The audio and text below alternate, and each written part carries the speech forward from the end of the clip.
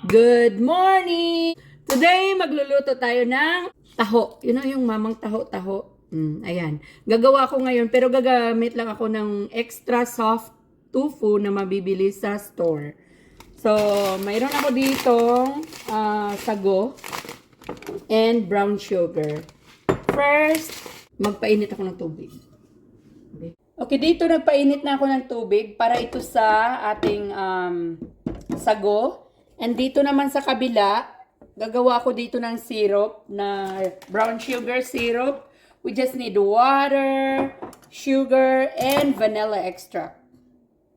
Alam nyo, wala akong sugar na yung regular brown sugar. Meron akong maskubado na sugar. Yan ang gagamitin ko ngayon. I just put a little bit of water, about 1/2 cup.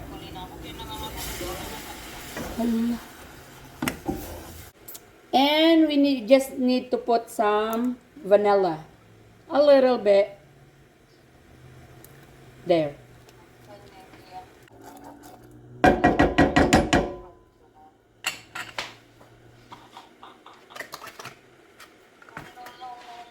In the other pot, let's put our sago. So, para sabay-sabay na silang maluto. And just about that much. Kaon na ni.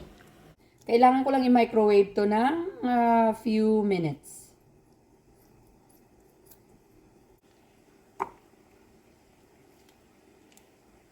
Ayan. Then, i-warm up lang natin ng a little bit. So, ayan. Hapit na siya maluto. Malapit nang maluto. Ayan. And ito na yung brown sugar natin. Ano na natin to. Warm it up.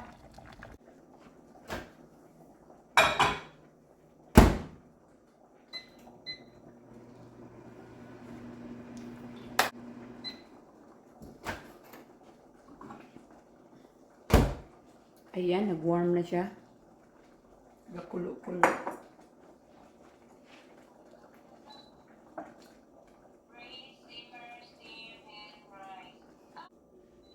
So, this is done.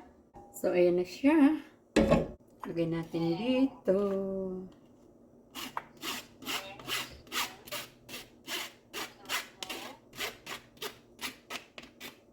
Now, let's assemble. Oh, hindi na ako akala ko na videohan ko, wala pala. So, ang ginawa ko, naglagay muna ako ng tofu. And then, naglagay ako nito, dito. And then, naglagay ako ng syrup. Ayan, gi-alternate ko lang. So, ayan na siya. Tikman na natin.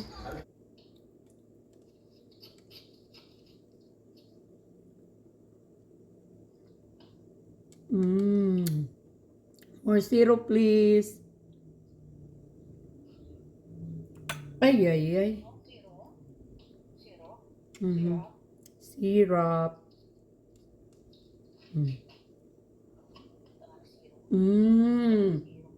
Hala, ang sarap! Oh my God, you guys!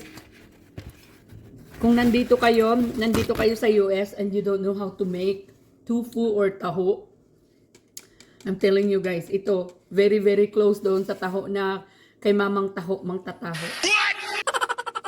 As in, sobrang sarap. Ang dali niya lang gawin.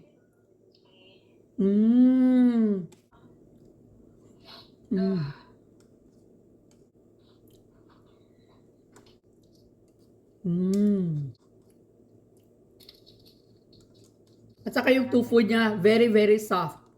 Extra, kasi siya, extra soft. Sabay ako yung tofu man diri ay.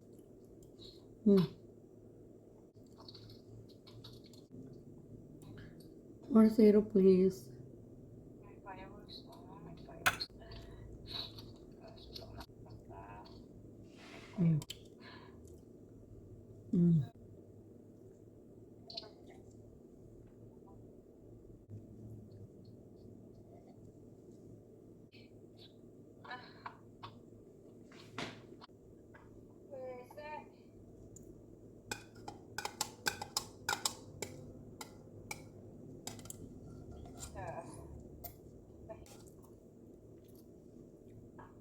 Kanamit, gid ah.